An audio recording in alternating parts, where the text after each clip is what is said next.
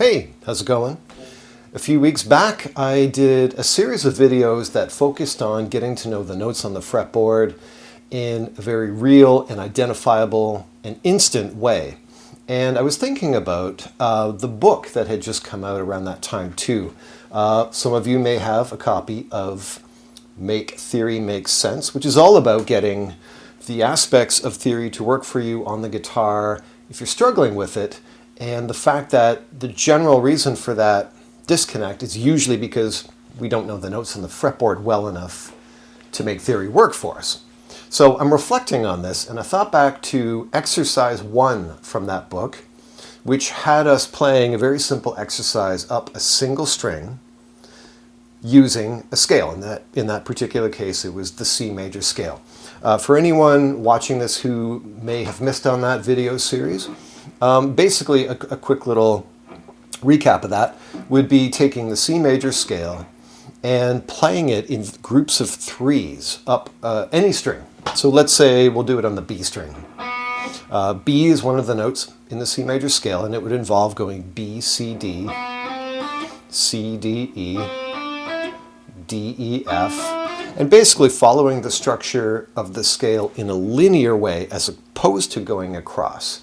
Everyone's used to going across the strings and playing maybe all the correct notes, but not necessarily being able to identify or target any of them in particular. Now, with that exercise, that was a great catalyst for getting my knowledge of the fretboard to be what it is today. It forced me to name the notes so that I actually know what I'm playing.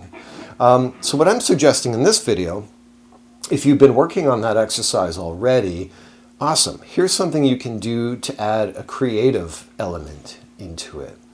What I would suggest here is actually work on improvising, work on soloing or creating melodies, but limit yourself to a single string. Limit yourself to, say, just the B string. Stay within the key of your choice. The temptation to move to another string is great, but force yourself to stay on a single string. It might sound something like this.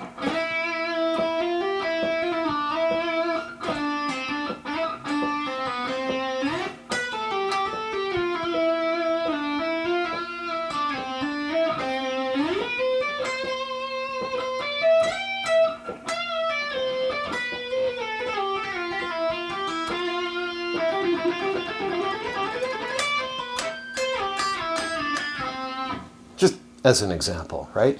Now I'm trying to create melodies. I'm trying to hit chord tones. I'm doing all the things that improvising over a chord progression or improvising beyond just thinking scale shape. All the elements that would be involved in that. I was picturing all of that happening over a C chord, meaning as I'm playing, I'm targeting the notes of a C chord to act as sort of like the skeletal structure of what I'm doing. And the notes of a C chord are C, E, and G. So when I'm playing a line, I'm really targeting the notes from that chord. E, G, back to the E. I did a little inference there to F by bending it. But I'm right back to E. And I'm always coming back to the chord tones to act as sort of release points. Any other note that's not a chord tone could be thought of as a tension point. So in this case, I was improvising entirely over a C chord. And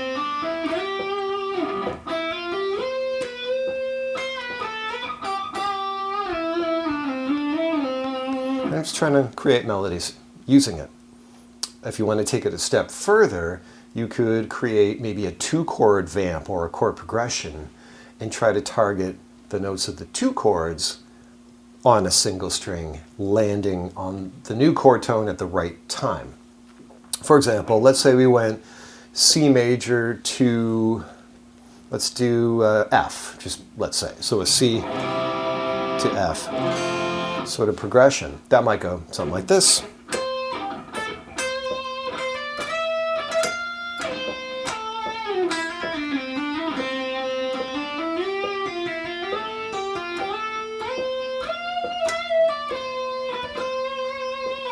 Hopefully you can hear that for every bar I was aiming to hit the notes of the C chord. And then after one bar went by,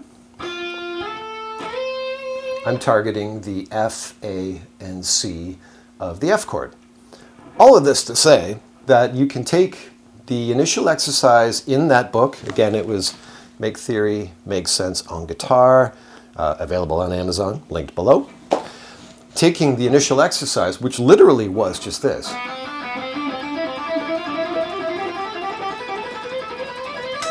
But naming the notes as you go. B, C, D, B, C, D, C, D, E, D, E, F, and so on and so forth. Getting to a point where that exercise is actually comfortable to do on any and every string, ascending and descending. And then take it to a point where you can now be creative with it. This is going to expand your knowledge of the fretboard in more ways than I could probably list in this video. Most certainly it's going to, increase your ability to visualize notes in a linear fashion on a single string, much like a piano player would do when they're looking at the notes on their keyboard. It's all very linear, right? Left to right. It's also going to improve your ability to do string to string, or more of a horizontal layout of the notes, which everybody does anyway. Again, the problem is that most people, when they play a scale going across, they don't think about any of the notes. They just memorize fret shapes. 3, 5, 7, 3, 5, 7, 4, 5, 7, 5, 5, 6, 8, all that.